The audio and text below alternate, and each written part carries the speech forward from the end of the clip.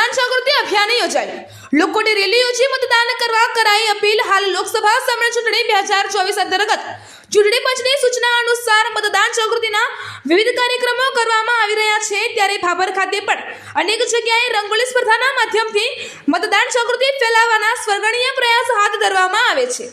તો અન્ય સ્પર્ધાઓ અને રેલીઓ યોજી મતદાન જાગૃતિ અભિયાન હાથ ધરવામાં આવી રહ્યા છે। ભાભર મત વિસ્તારના મતદારોમાં મતદાન પ્રત્યે જાગૃતિ લાવવા ભાભર લુદરિયાવાસ ખાતે આંગણવાડી કાર્યકર દ્વારા મતદાન જાગૃતિ અભિયાન કાર્યક્રમ યોજવામાં આવ્યો હતો, જેમાં આંગણવાડી કાર્યકરો દ્વારા લોકોને જાગૃત કરવાનો પ્રયાસ હાથ ધરવામાં આવી રહ્યો છે। મતદારોને માહિતી પૂરી પાડવા અને મતદાન વિશે વિસ્તૃત વર્ણન કરવામાં આવ્યું અને રેલી યોજી અને લોકોને મતદાન વિશે જાગૃતિ અભિયાન હાથ ધરવામાં આવ્યું હતું, જેમાં લોકોને મત આપવો અને મત અપાવી મતદાન વિશે લોકોને જાગૃત કરવામાં આવ્યા હતા।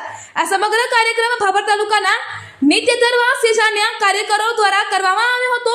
આ કાર્યક્રમ સીડીપીઓ હંસાબેન અને સુપરવાઇઝર સોનલબેનના માર્ગદર્શન હેઠળ યોજાયો હતો। રિપોર્ટર પાછાજી ઠાકોર। જે મતદાન જાગૃતિ અભિયાન કાર્યક્રમ અંતર્ગત સોનલબેને લોકોને મતદાન વિશે વિસ્તૃત માહિતી આપી અને ફરજિયાત મતદાન કરવા માટે લોકોને જાગૃત કરતો કાર્યક્રમ યોજ્યો હતો। સંપૂર્ણ મતદાન વિશેની જાણકારી સાથે અને 18 વર્ષના લોકોએ ફરજિયાત મતદાન કરવું જોઈએ, જેને લઈને લોકોને જાગૃત કરવાનો પ્રયાસ હાથ ધરવામાં આવ્યો હતો। અહેવાલ ગોપાલ કે પૂજારા, ભાભર, બનાસકાંઠા। મારું નામ દવે ધર્મિષ્ઠા કલ્પેશ કુમાર છે। ભાભર ગામ, બનાસકાંઠાના ભાભર ગામમાં આજ રોજ અમે આંગણવાડીના ખેતરવાડ વિસ્તારમાં અમારા દરેક લાભાર્થીને ભેગા કરી અને મત જાગૃતિ વિશેનો પ્રોગ્રામ કરવામાં આવ્યો। એમાં લોકોને મતદાન આપવા માટે જાગૃત કરવામાં આવ્યા અને એ લોકોને 18 વર્ષ જેને થયા હોય એમને તો ફરજિયાત પોતાનું ચૂંટણી કાર્ડ કઢાવી અને મતદાન કરવું જરૂરી છે એ વિશે માર્ગદર્શન આપ્યું અને દરેકે ઘરનું કામ મૂકીને પણ વોટિંગ કરવા જવું જોઈએ એ વિશે સમજ આપી। જો બકા કામ તો પછી થશે પણ વોટિંગ તો જરૂરી છે। લોકતંત્રનો છે પોકાર, ના ખોશો મતદાનનો અધિકાર।